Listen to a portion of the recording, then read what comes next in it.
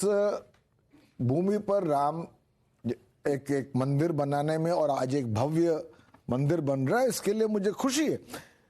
पर ओछी राजनीति से मुझे परेशानी, और ओछी राजनीति से मेरा मतलब यह है कि जब इतने सर्वोच्च काल्पनिक मर्यादा पुरुषोत्तम राम को एक ऐसे स्तर पर उतार दिया जाता है जहां पर जो लोग न तो उनकी फिलॉसफी समझते, न दर्शन समझते हैं, न मर्यादा का शब्द उसके मायने समझते हैं, हर जगह जय श्री राम के नारे लगाने लगते हैं, वहां भी जहां मैं समझता हूं जिस चीज के लिए श्री राम मर्यादा पुरुषोत्तम थे उसी का खंडन हो रहा है। जब लक्ष्मण पूछते हैं, भरत और श्री राम का संवाद है कि आखिर इस सबसे बड़ा धर्म क्या है, तो श्री राम कहते हैं परहित सरित सरिस धर्म नहीं भाई, परहित सरिस धर्म नहीं भाई, पर पीड़ा सम नहीं अदमाई। यानी किसी और को दुख पहुंचाने से बढ़कर कोई धर्म नहीं हो सकता, धर्म नहीं हो सकता। तो इस परिभाषा में अगर हम ले तो श्री राम सबके भी हैं। ओछी राजनीति पर उसको उतार दें तो श्री राम जिनकी कल्पना ही ब्रह्म की थी वो विभाजन करने लगते हैं। तो मैं समझता हूं कि बीजेपी को भी ये समझना जरूरी है, और मैं उनको बधाई देता हूं उस मंदिर के बनने की।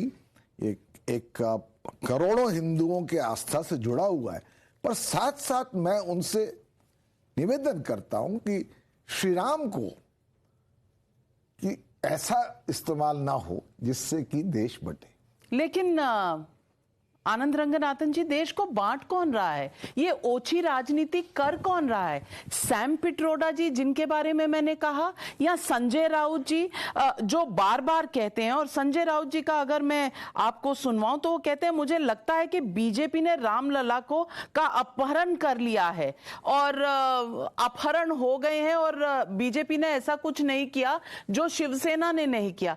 तो ओछी राजनीति सैम पिट्रोडा और संजय राउत कर रहे हैं या बीजेपी सिर्फ अकेली कर रही है? धन्यवाद नाविका जी। पहले तो धन्यवाद मेरे जो फेलो पैनलिस्ट हैं। मेरी हिंदी इतनी अच्छी नहीं है तो मुझे माफ़ कीजिएगा, लेकिन मैं ट्राई ज़रूर करूँगा। देखिए, ये 500 साल से ओछी राजनीति चली आ रही है।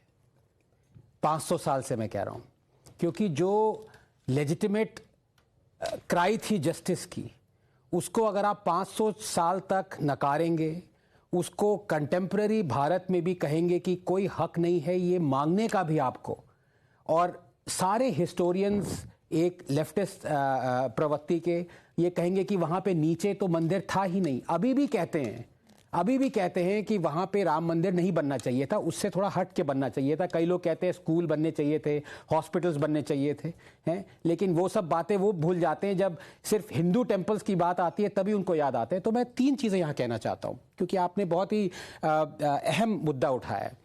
ये बीजेपी की बात तो है ही नहीं। यस, बीजेपी फोर फ्रंट पे थी राम मंदिर बनाने के लिए, लेकिन उससे बहुत पहले सुधांशु जी भी मानेंगे कि बहुत सारे ऐसे लोग आए गए। 1800 की भी लड़ाई थी जहां पे 5 निहंग सबसे पहले अंदर घुसे राम मंदिर बनाने के लिए, सिख घुसे नवंबर 1858। जी बिल्कुल। तो ये किसी एक पार्टी की बात है ही नहीं।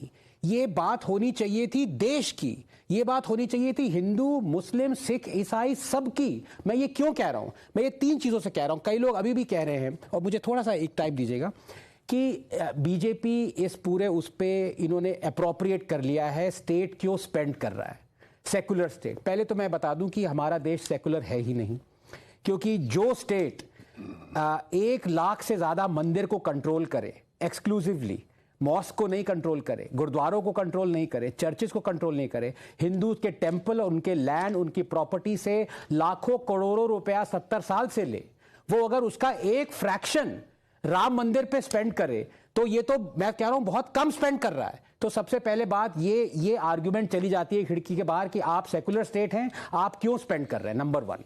नंबर 2, ये सबसे अहम मुद्दा है, क्योंकि लोग कहते हैं उसके नीचे, लेफ्टिस्ट कहते हैं कि उसके नीचे राम मंदिर या मंदिर था ही नहीं।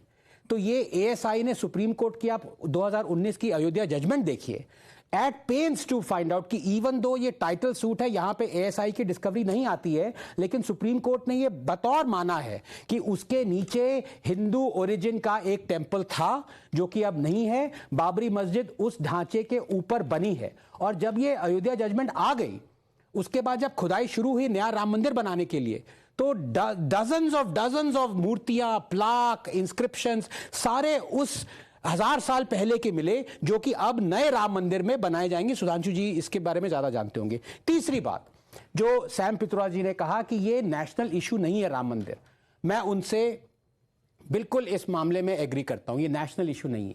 क्यों? क्योंकि ये सिविलाइजेशनल इशू है। ये सिर्फ भारत तक सीमित नहीं है, ये सिर्फ जो आस्था में विश्वास करते हैं उनके लिए सीमित नहीं है। मैं एक डार्विनियन एथिस्ट हूं, आशुतोष एक लेफ्टिस्ट एथिस्ट है। जो भी हो, आस्था भले ही ना हो, लेकिन ये एक इशू ऐसा है कि हमारे एंसेस्टर्स के अगेंस्ट हिस्टोरिकल इनजस्टिस किया गया, और जिन लोगों ने कहा कि इसको भूल जाओ इस इनजस्टिस को, वो पूरे दुनिया भर में कहते हैं कि कभी भूलना मत हिस्टोरिकल इनजस्टिस। एबोरिजिनल्स के हिस्टोरिकल इनजस्टिस को मत भूलना, जो चर्चिल ने तुम्हारे अगेंस्ट किया वो मत भूलना, किंग लियोपोल्ड के स्टैच्यूज को गिराना, इलीगली गिराना। ये वही लोग हैं जो यहां पे कहते हैं अरे जो औरंगजेब ने किया काशी में भूल जाओ उसको, जो बाबरी मस्जिद का हुआ वो भूल जाओ, जो सारे टीपू ने किया वो भूल जाओ। तो ये क्या दिखाता है? ये दिखाता है कि exclusively you hate Hindus and Hinduism. तो अब ये 3 पॉइंट्स जो मैंने आपके सामने रखे, ये एकदम क्लियर फैक्चुअली बताते हैं कि ये आस्था का सवाल नहीं है, ये हमारी सिविलाइजेशन का सवाल है। और हम पे दुनिया क्या, हम खुद शर्मसार हो जाते अगर हम ये राम मंदिर हमारे टाइम में नहीं बनता। आशुतोष जी, ये विरोध क्यों जब साइंटिस्ट भी हैं आनंद रंगनाथन, और उन्होंने साइंटिफिकली आपको बताया है राम भारत और हिंदू सिविलाइजेशन से जन्मे और यहां से इंडोनेशिया तक गए, कंबोडिया तक गए, और दूसरी तरफ वेस्ट